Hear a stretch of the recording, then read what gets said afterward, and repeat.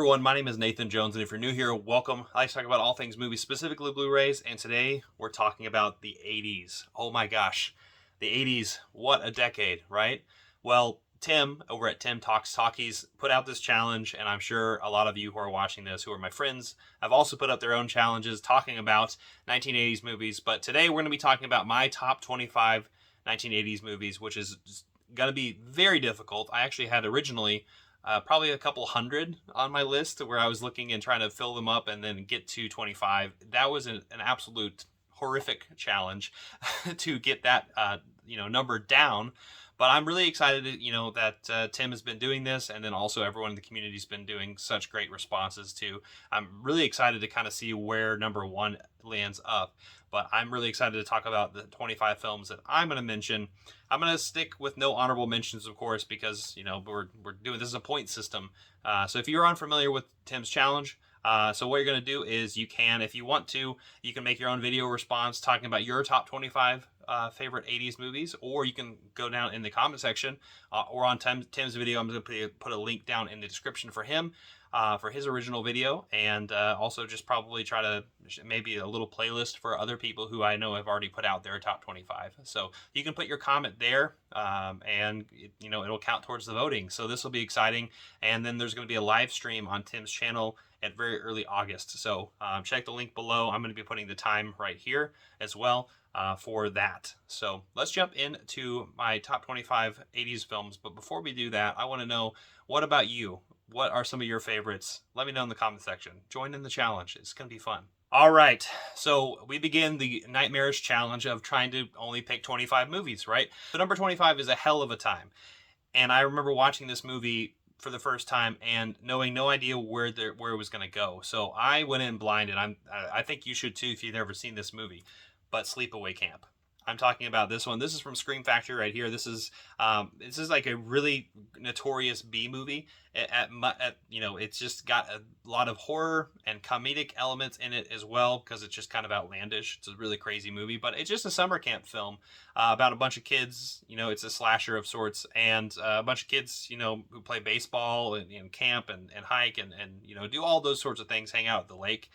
And a lot of things, go awry, but I'm not going to, like I said, I'm not going to get into it. But there's a really fun scene in here in particular. I love when they're playing baseball. You have some people, just shouting some expletives that you wouldn't think they would say.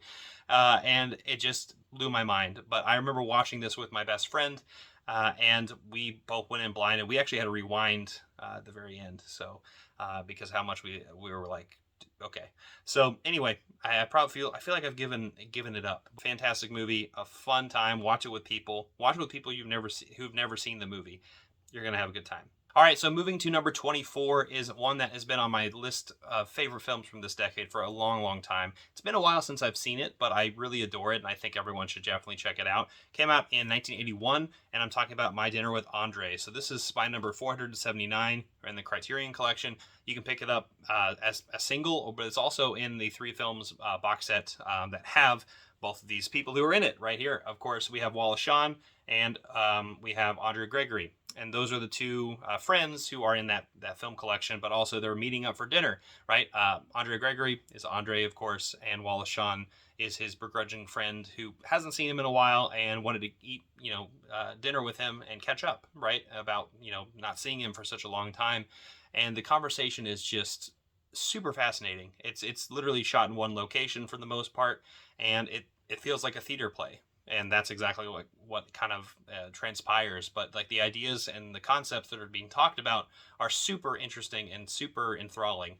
And so I definitely recommend people check out this film. It's not one that I hear talked about too often, but it's a really great 80s movie, and it's an atypical one at that. But yeah, if you like theater and you like good conversations, My Dinner with Andre, highly recommend checking this one out. All right, so number 23, how can we not continue with the horror train with one of the best films from 1987? And I'm talking about Evil Dead 2, which is my favorite Evil Dead movie. So spoilers ahead of time for this one, but the Evil Dead franchise is just so much fun. It is just an absolute blast of a time, and that's exactly what this film is. So Sam Raimi and company, they decided to revisit the first film and make it a lot more campy, a lot more bloody, a lot more comedic, but a lot more fun. And I think it just amps it up. They have a little bit more of a budget, not much more, but it just makes things a lot more fun. And I really enjoyed this film. And of course, you have Bruce Campbell, who is impeccable, and he gets his chainsaw in this movie because, if who doesn't want to see somebody with a chainsaw for an arm killing the undead from the Necronomicon? Wouldn't you? Number 23. Evil Dead 2. So now we're going to number 22, to probably one of the most famous films on this list, and a lot of people know this, even if they don't like movies at all. And actually, we're probably going to get that a lot more later, but this is actually one of the best coming-of-age stories, or at least hangout movies, that you can watch in this time period, and I'm talking about The Breakfast Club right here, from 1985. You have John Hughes, of course, who's a legend, especially during this time period. So I had to choose one film from him, and this is the one that kind of came out on top for me. As somebody who's from a town outside of a big town, I kind of can recognize some of these things, and seeing there's actually a lot of memes where we would talk about the different surrounding neighborhoods of Springfield from where I'm at, and put different characters as different cities, and it fit perfectly, which is so strange. But really great film about a bunch of outcasts who are in after school detention and have to spend the afternoon and the weekend there, and just bored out of their minds. And it's hey, what are they gonna do? They're gonna start conversing with each other. These people are all from different backgrounds and different different social classes of sorts, and they do not like each other at all. But that's where it starts, and it keeps going, and it gets a lot better for all of them. So if you've not seen The Breakfast Club, it's one of those really great hangout movies, and it's definitely one that I highly recommend. So number 22, it's a great one. All right, so number 21 might be one of my favorite Christmas movies of all time, and you probably can guess it. It's Die Hard. It's the first one. This is the 4-film collection right here with Bruce Willis on the front right there. He almost looks like he's, from the third and fourth film where he's totally bald. But in the first movie, he's not bald, and Bruce Willis and company and Alan Rickman more so, are just a match made in heaven. And that's Alan Rickman's first movie. And the first Die Hard is just such a fun time. It's such a great action movie. It's one of the best action movies on this entire list that we're going to be talking about today, and it's just it's an impeccable film. It's just one of those films that you can rewatch over and over again and just have such a great time watching it. All these bad guys with questionable accents, and I say that in the sense of mostly Alan Rickman, but and their motives, all during a Christmas party in Nakatomi Plaza, and it ensues on a lot of fun and bloody activities. So I highly recommend Die Hard. If you've not seen it, what are you doing? Go watch this at Christmas. Well, go watch it now. It's July. Christmas is in July, I think. All right, so now we're going to number 20, to a film that actually just recently got a really great upgrade, and I have the second sight version of this, but I want to talk about a film that kind of gave me goosebumps and chills the first time I watched it, last year, I think, is for the first time. I'm talking about The Changeling right here. This is an absolute masterpiece of a horror film. I mean, it's atmospheric. It's unlike a lot of the other horror films around this time period, where there was more of the slasher kind of mentality. This is more of the slow burny kind of haunted house film, where you're trying to figure out what's going on and what crime was committed that George C. Scott had to deal with. The very beginning of the film shows a very tragic thing that he's had to deal with, and this is why he's in this particular place in the first place.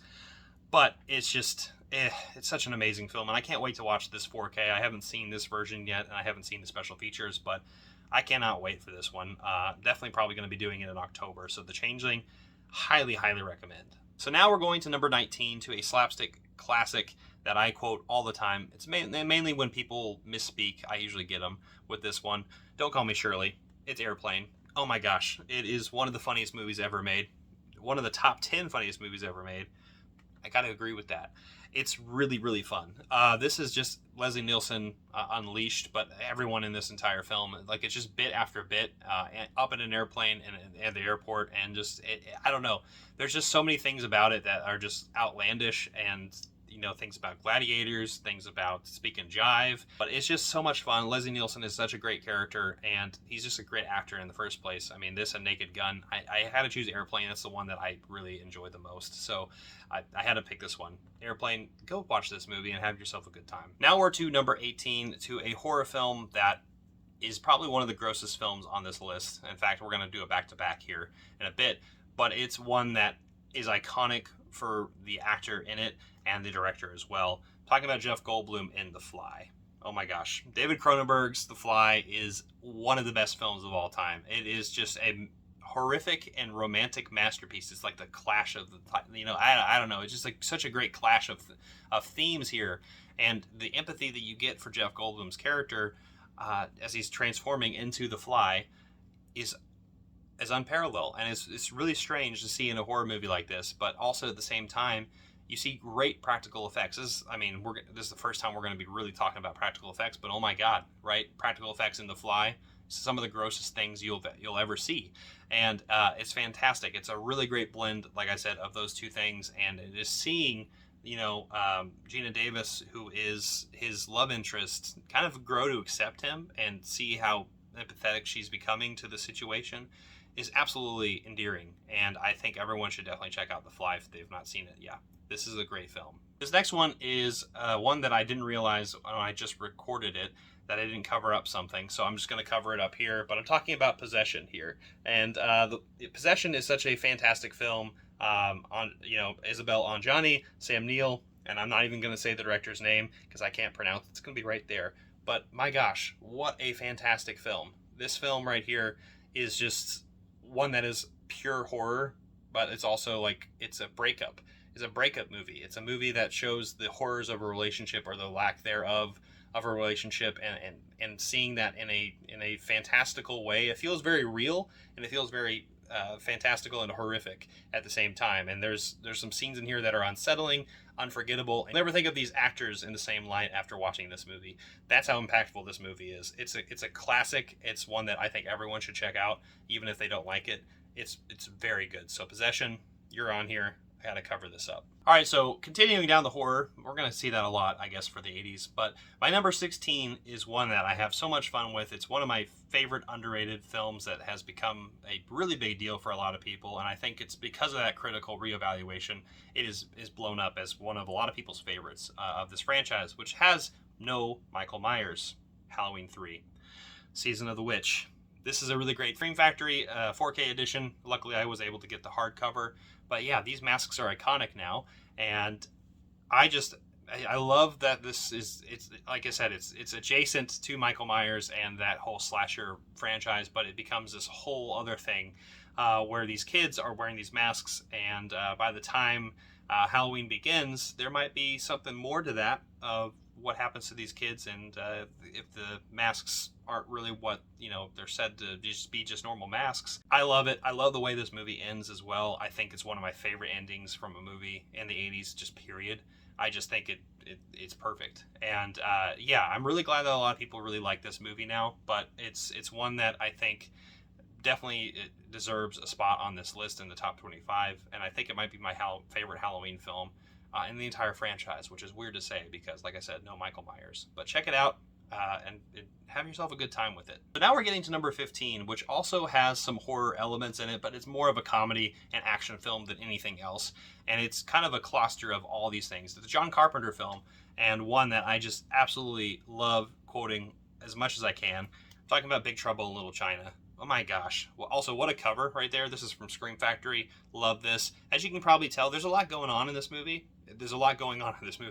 And just seeing, Kurt Russell's character as a truck driver who gets involved in this martial arts kind of fantastical action and otherworldly thing that's going on. The action's really fun. The practical effects are fantastic. The one-liners are unparalleled. It's just some of the best writing that I have seen in a movie in terms of zingers. And I really love Big Trouble in Little China, and I'm glad I was able to see this on the big screen at my local Alamo on like a movie party, and we just all had such a good time watching this movie. So if you've not seen Big Trouble in Little China, prepare yourself for utter chaos and have yourself a good time. Well, I have to keep going back to the horror film, And this time we're going to be talking about a classic, an American classic, An American Werewolf in London. John Landis, wow. This is also comedic as well. I mentioned horror, but this has a lot of dark comedy in it as well. This is talking about practical effects. This is one of the best practical effects like films of all time, and it's talked about often, and it's usually cited in film theory books as one of those films. And this was just a golden age for werewolf movies. Silver Bullet's fantastic, which I just watched for the first time. Of course, The Howling. There's just so many great ones to choose from. But An American Werewolf in London is like just the one that like sticks with me. It's the one that I just really, really love, and I love how these two hikers who are in the moors, just one of them gets mauled to death, and the other one becomes a werewolf. And then he has to deal with being in a foreign land of sorts, because these are Americans who are not, in America, they're in England, and having to deal with all that. So it's one of those films that is iconic for its practical effects. It's for its horror elements, but also it's weirdly dark and has some really great sequences that have this fantastical element to it that are really, really fun. And American Werewolf in London, the Scream Factory edition, 4K, looks fantastic. Check it out. All right, so number 13 is a film that I actually just recently talked about as a recommendation for the Criterion sale that's going on right now.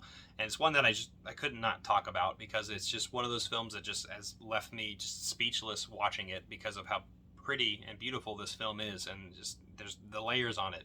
Talking about Mishima, A Life in 4 Chapters. Probably my favorite film from Paul Schrader. It's just one that has a lot of layers to it. It captures the portrait of Yukio Mishima, and it just captures different times in his life. Of course, that's why it's, A Life in 4 Chapters. And it talks about those different elements in his political career, his social career, like his struggles, his turmoil, and what it eventually all leads to. It's a fantastic movie that has really gorgeous shots. This might be some of the most gorgeous cinematography that I've seen out of all the things I'm going to be mentioning. It's something well worth your time. It's on sale right now, so please go pick it up if you've not seen it. It's number 13, Mishima, A Life in 4 Chapters. All right, so number 12 is probably one of the most notorious Studio Ghibli films of all time. It's one of the greatest. It's also one of the saddest. I'm talking about Grave of the Fireflies. This movie is talking about the bombing of Nagasaki and Hiroshima and the aftermath, and how these kids who are orphans now how they have to kind of go through post bombing of Japan. And it is just a tragic film, and it is really important film. The animation is gorgeous, but obviously the message is very like I said, it's very emotionally centered in here, and it's just one of those things that will just hopefully breed empathy for people who don't understand this time period and this situation that happened in World War II. And I think a lot of people need to check this movie out. It's probably one of the best animated films of all time.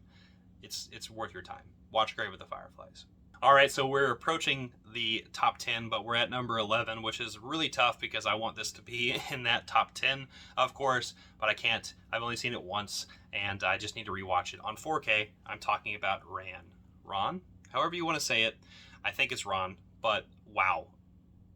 What an epic from Akira Kurosawa, who at this point in his career had made such legendary films, and it was nearing the end of it, and he wanted to make an epic. He wanted to make an epic on King Lear and his own kind of interpretation of it. It's an enthralling epic. It's probably my favorite epic in this entire decade, of course. And it's just one that I just love the cinematography. I love the story of King Lear just reimagined. I think it's just really fantastical in that kind of sense. And it leads towards really horrific things, a family clashing between each other and seeing, the outcome of that. It's an amazing film, and I highly recommend everyone check this one out. It's also got a really great score as well. I have that on vinyl, and I'm really glad that I do. Wow. It's one of the greatest movies of all time, and definitely belongs in the top 10, but it's number 11, and that's hard for me to say. So here we are. We made it to the top 10, which is the tough stuff here. Now, first, I want to talk about a film that is a science fiction masterpiece, one that has a sequel that came out many years later. I'm sure you probably already guessed it. That's also on the same level of greatness. It's that good. Both of them are. And I'm talking about Blade Runner, of course. And so this is the final cut. I actually have a really cool edition that has all the different types of cuts that there are. The final cut is the one that you should definitely watch if you haven't seen this for the first time. But Harrison Ford, in this utopian film from the early 80s, see the mystique and kind of the majesty of the entire thing, and also just the bleakness. It's a very bleak movie. When I say majesty, I mean like in the kind of the chrome aspect and like the color palettes that are there, but at the same time it feels very empty. It feels like an empty city. The thing that makes this movie really special is it has like a little bit of a nugget of life affirmation and why we do things. It's really special. Ridley Scott did a really fantastic job, and everybody in this movie involved is has lived to do amazing things afterwards, of course. But I highly recommend people check out Blade Runner if they've never seen it before. It's one of the best sci-fi movies of all time. Now we're to number 9, to my favorite Stanley Kubrick film from the decade. In fact, it just barely made the decade. It's The Shining, of course. The Shining, Jack Nicholson. Here's Johnny. Wow. All in Colorado, all in this the Overlook Hotel, which is one of the most famous locations. It's one of the most famous films on this entire list, and rightfully so. It's one of the best horror masterpieces. Stephen King did not like this adaptation at all. That's well known, but I think Stanley Kubrick does a really fantastic job with recreating that and changing it up to where like everybody involved is just absolutely mad in the best way possible. And seeing that that downfall like of our main character and the whole family unit and being traumatized and terrorized by the spirits of this hotel, it's so much fun, but it's also really scary. It's one of the scariest movies of all time. It's The Shining. It's number 9. Go check it out. So now we're at number 8, which I probably should have put at 11, right? I'm talking about this is Spinal Tap. That's that up to 11 joke. This is the greatest documentary of all time. I kind of view this as a real thing. This is a really great, rock mockumentary of sorts, and talking about the mythical band Spinal Tap from the 80s. So it's all hair metal, it's all cheese, but it's made with so much love, and I just really adore all the characters in this and their antics. Rob Reiner just does such a really fantastic job of kind of making this look like it's a real thing, and then go into these crazy bits left and right, and it makes me want to go to an airport and mess with the TSA. I probably will be put on a list if I do that, so I'm not going to do that. But maybe maybe the last flight I ever do, I might try to do some kind of Spinal Tap thing. So number 8, it's Spinal Tap. All right, so now we're to number 7, to one of my favorite action movies of all time. I have the poster over there in the corner. You can't see it, but I'm talking about Robocop. Peter Weller as Robocop in a Paul Verhoeven film. It's a masterpiece. This movie looks great on 4K, by the way. But Robocop, it's about a man on the brink of death, becoming a new being of sorts, a mechanized machine / cop that will rid the city of all the scum that are there, but at the same time, have his humanity as well, because he's, part robot, part human. And it really does explore that in some instances. It has some really great messages in here, and I really love, it's kind of, it's like right, the nail is hit on the head with this type of messaging, but it's just really fun. And, and I would buy this one for $1 if I were you. So if you can check out Robocop, definitely to go do so. It's a phenomenal film. It's one of the best action movies of the 80s, and that's undisputed. Now we're moving to number 6. We're almost there. This is probably one of the most emotional movies of the entire decade. It's probably the most emotional movie, at least for me, in this entire list, and it's starring Harry Dean Stanton in the iconic role in Paris, Texas. Directed by Wim Wenders. It's about Harry Dean Stanton's character, who goes missing for I think 5 years, and then all of a sudden comes out of nowhere, comes back, tries to reconnect to his former partner and the son he's never met. And the way this thing goes, and the twists and turns that this movie takes, especially near the end, are well worth your time. This is just one of those films that just it'll punch you in the gut, and you're going to think about it for weeks later.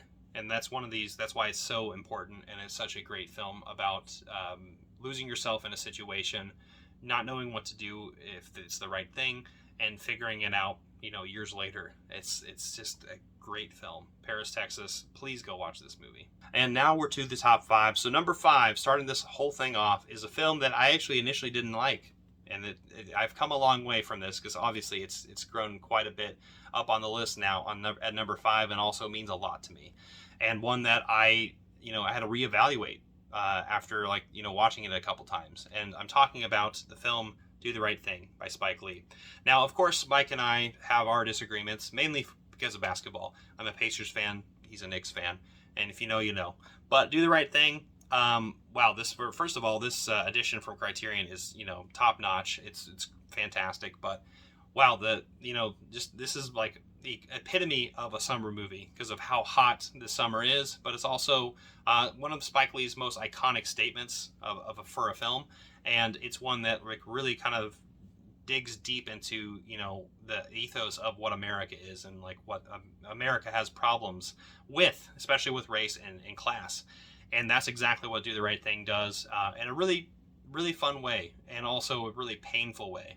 It's got a really nice upbeat energy to it, but it also turns around and completely does a 180 on that and changes it completely near the end of the film, where it becomes a tragedy. It's bleeding this much color, and that's what I love so much about this film. Is it's one of those ones that'll just make you think for days. It's one that you might dislike initially, and you might reevaluate it later and be like, wow, was I wrong?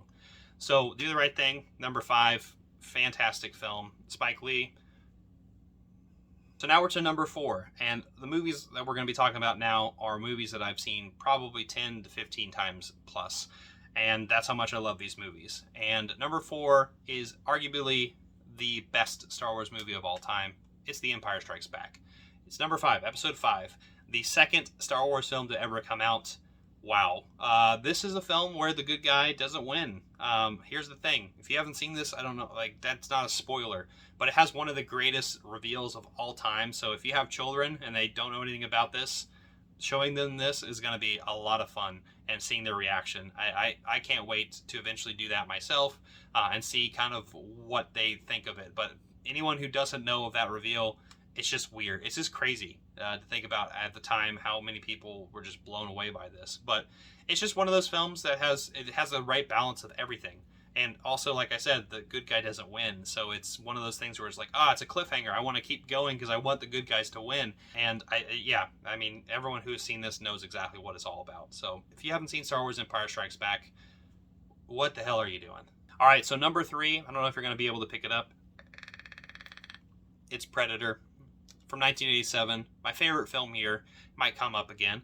But Predator, wow, this is my favorite action movie of the entire decade. Schwarzenegger, Carl Weathers, Shane Black, Jesse the Body Ventura, the cast and crew, top notch. And this is a film that has, an action movie at its core, and then eventually it turns into a horror movie. And it just, that dynamic is like, it's almost like, it splits immediately into that. This is one of those genre films where it almost becomes something completely different. And I love, love, love that about this film. It becomes a horror movie where all these really big muscle-bound people cannot defend themselves against an otherworldly presence in Predator. And it ends in a really climactic battle, of course, with Schwarzenegger and the Predator itself. But it's one that I watch every year. I usually watch this around my birthday because that's how much I love this movie.